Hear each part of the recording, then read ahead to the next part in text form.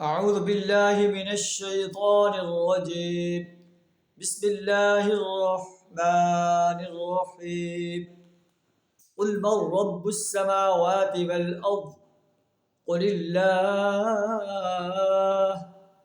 قل أفاتخذتم من دونه أولياء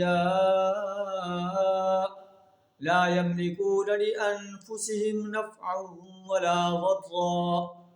صدق اللہ العظیم.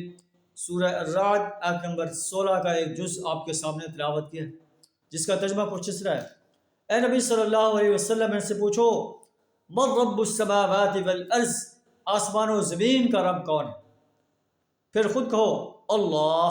اے نبی صلی اللہ علیہ وسلم کہہ دیجئے آپ کہ اللہ ہی آسمان و زمین کا رب ہے.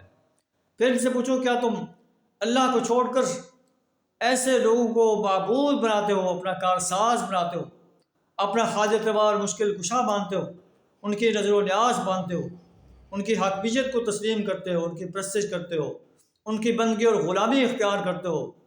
لا یملکون لانفسهم نفعا ولا ضرا، جو اپنی ذات کے لیے بے نفع نقصان کے مالک نہیں.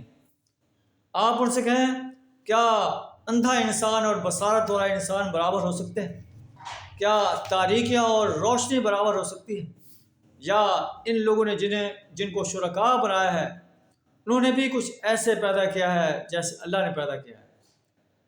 قل کہہ دیجئے اللہ خالق کل شیء، اللہ ہر چیز کا خالق ہے. وہو الواحد القہار، اللہ واحد و قہار ہستی ہے.